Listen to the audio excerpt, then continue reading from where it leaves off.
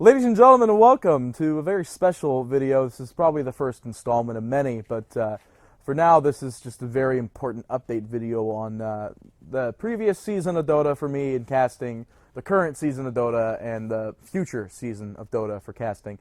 Now, this season's going to be relatively difficult, but last season I do want to talk about the fact that I casted for more close qualifiers than I expected and getting the group stages for Epicenter. Now, of course, Epicenter group stages, a lot of people don't really view that as an achievement, but in my mind, it's still an achievement because I don't think I really tried that hard. Not saying that in a professional level I didn't try that hard in the first place, but I felt like I was a little bit slow. During the open qualifiers, I actually didn't cast that much, and then the closed qualifiers, I had a lot of stuff going on during the closed qualifiers with my normal job, so it was a weird combination at the same time, but last year, I was able to cast, I believe, a total of 4 closed qualifier sets, in a sense, because I think I casted 1 game for Moonduck on the Star Ladder 2, and then with BTS, I casted 3 total SA closed qualifiers. And last season was pretty nice. It definitely uplifted my spirits as what the Steam community and Dota community like to define as a Tier 2 or Tier 3 caster. I want to consider myself more of like a lower Tier 2 caster. I don't think I'm in Tier 3 yet, but I haven't casted a real minor or a real major, because I don't want to consider Epicenter like a super major one, because it was an open qualifier tournament and an open qualifier like casting quest, in a sense, to end up getting up to the group stages. But I still had a really good time.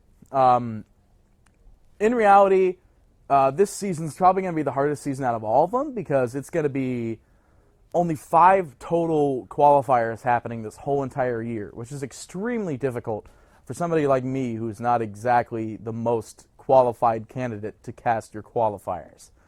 But this year I'm aiming to cast every closed qualifier there is for the major and minor season, and the major objective is to cast a group stage that isn't Epicenter. Not saying that if I get Epicenter again, I'll be disappointed, but it would be nice to cast something that's on my time zone. Not saying Epicenter was bad, I was just not ready for that.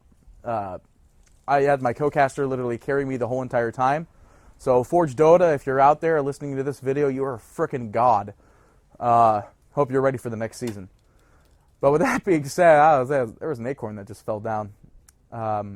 Beautiful recording. But yeah, so in reality, I'm looking forward to the next season, despite the fact there's only going to be 5 closed and open qualifiers. So overall, we're going to be looking towards a lot of the Tier 2 and Tier 3 tournaments for external sort of play.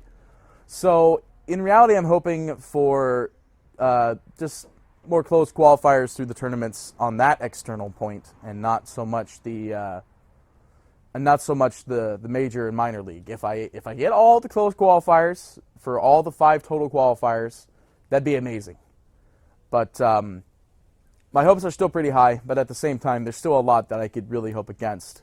And I felt like this year I did a lot of work, and I felt pretty good about this year, as well as the fact that I actually attended Summit 10 as an admin. Now, I'm going to go talk about Summit 10 a little bit as well, because Summit 10, though it was viewed as possibly one of the more vulgar summits, in the sense that it was like, it was 2019 heavy, sensitive topic talk and all that time.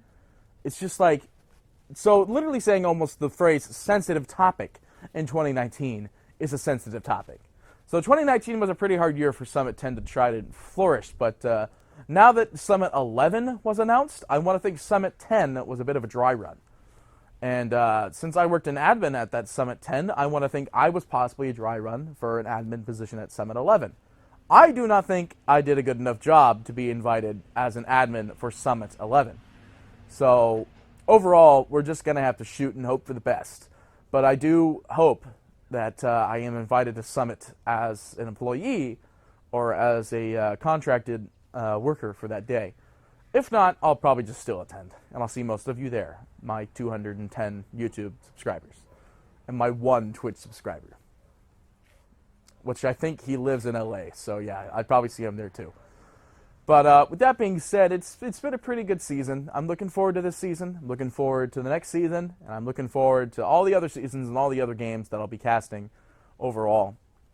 Yeah, the big thing I want to point out is that this is probably the one season of Dota casting where we're going to have to rely on external, or I'm going to have to rely on external sponsors for possible tournaments, or even helping in certain coverages of gigs and stuff like that. So people like Rivalry or ePulse, GGBet. One of the ones I just thought off of my head was Betway, which is the one that's sponsoring Midas Mode 2, which, stay tuned, not on my channel, but Midas Mode 2 coverage will begin tomorrow on September 24th, so that'll be a pretty big thing. But overall, like, this will be the year where someone like myself will have to start approaching sponsors to see if I can do some external work for them. The big thing is that I do a lot of casting, but I've done room admin, I do voiceovers. If you want, I could do it right now, but at the same time, I'm not going to do that because it's insulting a lot of people that actually have this normal accent, and there's people with this accent that work for us on a normal basis. But I do a lot of voiceover stuff, and I do a lot of LAN production things. I've worked as a hospitality person out on LAN for AVGL for the April Madness during last year, not this year, because they didn't have it this year, at least not for Dota. I worked for the April Madness.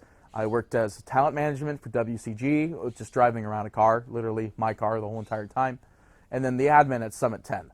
I also applied to be hospitality and a van driver for Summit, but haven't heard back from that one yet. But overall, I feel like my roles and availability for people out in the esports world is a lot bigger than what it's initially advertised as, me just being a caster. So with that being said, ladies and gentlemen, thank you so much for watching this video. I really hope you enjoyed it, because I really do enjoy making videos of this outdoor nature. This is literally my backyard. Like, all of that is my backyard.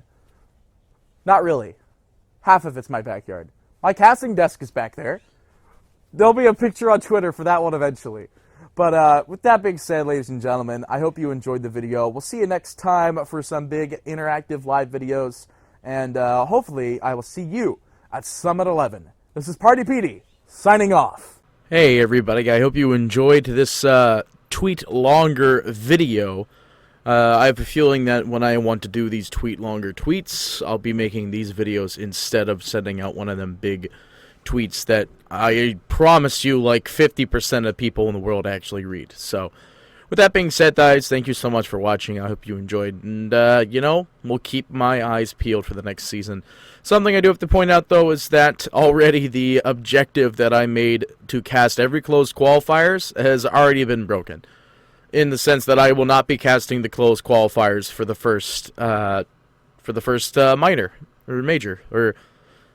Actually, I don't really know how that's going to work. I'm not casting one of the closed qualifier sets because I've been told somebody else is already doing it. So, rippity-doo, rippity-day, what can you do?